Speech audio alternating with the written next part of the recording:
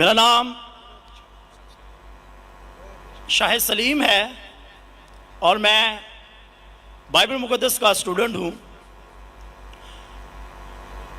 इससे पहले मैं सवाल करूँ, मैं अपने ईमान को शो करना चाहता हूँ कि मैं उस खुदा को मानता हूँ जिस खुदा ने आसमान और ज़मीन को बनाया। भाई साहब, आप मुस्लिम हैं क्या नहीं है? सर क्रिश्चियन हूँ मैं। हाँ तो बोलिए ना क्रिश्चियन है, फिर आप सवाल पूछिए ना, क्योंकि अगर आप मुस्लिम है तो मैं सर यहाँ पे 7-8 लोग क्रिश्चियन हैं जो सवाल करना चाहते हैं, मेरे पीछे खड़े हैं। हाँ, एक के बाद एक को मौका मिलेगा। Okay, thank you sir, wonder of thanks sir. Sir मैं उस खुदा को मानता हूँ जिसने आसमान और ज़मीन को बनाया। सर प्लीज, खुदा यीशु मसीह को जो कुंवारी मरियम से पैदा हुए, सलीब पर मुए, दफन हुए, तीसरे दिन मुर्दों में से जी उठे और आसमान पर चले गए। मेरा ईमान है कि वो हमको लेने के लिए आएंगे। मेरा सवाल है आज का सर कि बाइबल मुकद्दस में सिर्फ एक शादी की परमिशन है और होली कुरान में 4 शादियों की परमिशन है, और मुस्लिम्स कहते हैं कि हमारा फेथ उस वक्त तक कंप्लीट नहीं होता जब तक हम बाइबल पर ईमान ना रखें। ये उसी बाइबल की बात कर रहा हूं जो असल वाली है, और बाइबल दूसरी शादी को ज़िना करार देती है। होली कुरान में 70 हूरों का जिक्र है। मेरा पहला सवाल यह है कि उन 70 हूरों का आसमान पर क्या पर्पस है जो हमारे भाइयों को मिलेंगी, और सेकंड सवाल यह है कि क्या आप फिर भी ईमान रखते हैं? एक सवाल, आप शायद उर्दू जानते नहीं, एक सवाल, क्या एक सवाल सर एक ही सवाल है, सारा एक ही सवाल है सर, शॉर्ट हो गया लेकिन एक ही सवाल है। एक सवाल में 2-3 सवाल पूछ चुके हैं, तो क्या सर मेरा सवाल ये है भाई साहब आपका सवाल मुकम्मल हो गया, आप डॉक्टर साहब का जवाब समाप्त फरमाइए। जवाब सुनिए, सवाल समझ गया मैं आपका सवाल दोहराऊंगा। आपने कहा कि मुसलमान का ईमान है कि वो बाइबल में मानते हैं, ये बिल्कुल गलत है। कुरान मजीद में कहाँ लिखा है कि बाइबल को मानना चाहिए?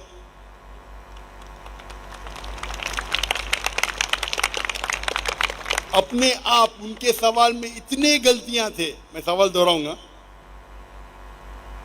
मुसलमान का ईमान है कि वो बाइबल में मानना चाहिए, ये लफ्ज बाइबल कुरान मजीद में है ही नहीं, नंबर 1। फिर उन्होंने कहा कि बाइबल में लिखा हुआ है कि एक शादी करना चाहिए, कुरान में लिखा है कि 4 शादी करना चाहिए, और फिर कहा कि कुरान मजीद में लिखा है कि 70 हूर, ये जितने चीज का सब गलत, सब गलत, सब बकवास। नंबर 1, आप मुझे बताइए कुरान में कहाँ लिखेला है कि बाइबल को मानना चाहिए? कुरान में लिखा हुआ है कि इंजील को मानना चाहिए, बाइबल नहीं। आपकी जो बाइबल है वो इंजील नहीं है। सॉरी सर, इंजील ही कह रहा था मैं अपनी तरफ से। आप जरा मेरा जवाब सुनेंगे यस सर, और बीच में दखल अंदाजी नहीं करेंगे। Okay sir. आपने सवाल पूछ लिया, आपका टाइम खत्म, ये डिबेटिंग सेशन नहीं है। आपने कहा बाइबल कुरान में मौजूद ही नहीं लफ्ज। इंजील को मानते हैं जो अल्लाह ने ईसा अलैहिस्सलाम पे नाजिल की गई थी। ये जो उनके पास है वर्ड बाइबल किधर से आता है? बाइबल आता है एक ग्रीक वर्ड बिब्लोस से। बिब्लोस इंजील से नहीं, बिब्लोस मतलब बुक ऑफ बुक्स। हमें बाइबल पे यकीन है कि वो अल्लाह का कलाम है। बाइबल पे अमल थोड़ी करना चाहिए। आज किधर लिखे लगा बाइबल पे अमल करना चाहिए? हमको ये यकीन रखना चाहिए कि इंजील अल्लाह का कलाम है। ये यकीन रखने की जरूरत नहीं कि इंजील को फॉलो करो। इंजील पे ये यकीन रखना चाहिए कि वो अल्लाह के तरफ से वही थी, अल्लाह का कलाम है जो ईसा अलैहिस्सलाम पे नाजिल किया, हम इस पे यकीन रखते। ये प्रेजेंट बाइबल जो आपकी है वो बिब्लोस है। आपको पता है कितने किस्म के बाइबल है? आपको पता है? अभी आप जवाब दो, पता है कितने किस्म के बाइबल है? जवाब दो। कितने किस्म के बाइबल है? सर ट्रांसलेशंस की बात कर रहे हैं आप? बाइबल ओरिजिनल मैन्यूस्क्रिप्ट, सर वो तो एक ही है। आपको इल्म ही नहीं है, अफसोस की बात है। देर आर 24,000 मैन्यूस्क्रिप्ट, 24,000 मैन्यूस्क्रिप्ट है बाइबल की, और कोई भी दो आइडेंटिकल नहीं है। आपको इल्म ही नहीं है। मेरे लाइब्रेरी में इंडिया में 200 से ज्यादा वर्जन ऑफ बाइबल है। ट्रांसलेशन है वर्जन, वर्जन मतलब ओरिजिनल मैन्यूस्क्रिप्ट डिफरेंट है। मिसाल के तौर पे king James version, new international version, Doue version, new world translation, 2000 किस्म के बाइबल है। मेरे लाइब्रेरी में 200 से ज्यादा है। आपको इल्म ही नहीं है और आप सवाल पूछने आते जैसे आप पादरी है। अफसोस की बात है, आपका इल्म ही नहीं है। जितने सवाल आपने किए तीनों सब में खता थी। नंबर 1, बाइबल लफ्ज कुरान में नहीं है। नंबर 2, काबिने लिखा बाइबल पे अमल करो। ये ईमान रखो कि इंजील अल्लाह का कलाम है। हम मुसलमान मानते हैं कि इंजील अल्लाह का कलाम है, लेकिन जो बाइबल आज है वो इंजील नहीं है, वो मिलावट है। अल्लाह का कलाम होगा कुछ चीज जो कुरान से मिलती है, हमें कोई इतराज नहीं। पैगंबर का कलाम है, हिस्टोरियन से पोर्नोग्राफी है, पोर्नोग्राफी। जैसे मैंने पहले भाई को कहा, अगर आप मुझे 1 अरब रुपया भी देंगे तो मैं एज़ेकिएल चैप्टर 24 पढ़ ही नहीं सकता हूं, क्योंकि वो पोर्नोग्राफी है। तो पहला आपका जो सवाल था, सवाल के पहले आपने कहा कि बाइबल, कुरान में लिखा है कि बाइबल को मानो, बिल्कुल गलत है। उसका जवाब दे दिया। दूसरा सवाल, फेथ की बात की। दूसरा आपने कहा कि बाइबल में लिखा है कि एक शादी करना चाहिए।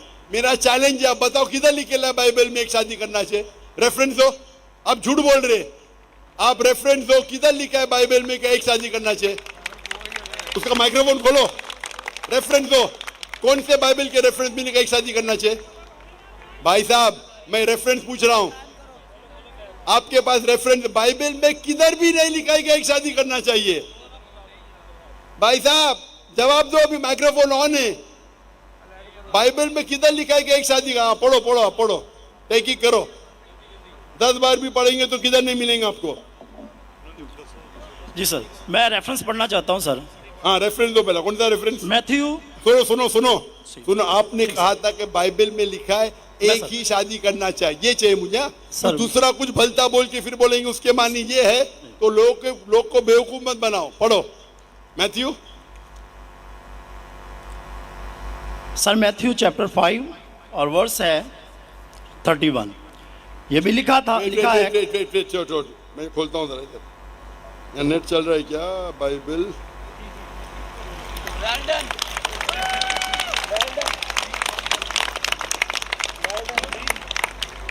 Bible Matthew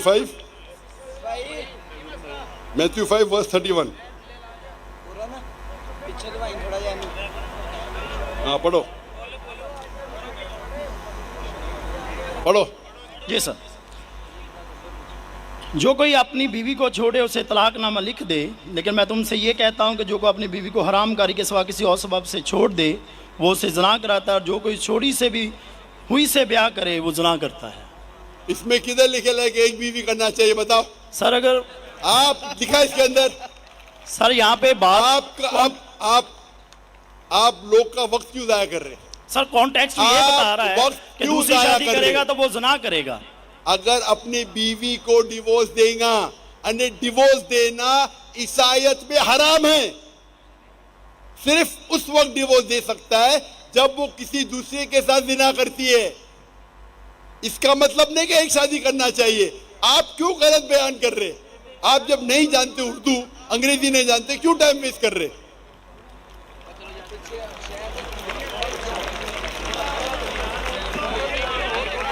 It has been said of the old times। और ये मैं चोरी साहब इधर ले आओ हुन के। ये जो बाइबल का है, gospel of Matthew chapter number 5 verse number 31, it has been said of the old times that whosoever thou shalt not divorce his wife, whosoever divorces his wife unless it be for fornication has already committed adultery। मतलब तलाक देना ईसाईयत में हराम है। अगर आप divorce देंगे अपने बीवी को और दूसरी से शादी करेंगे तो जिना है।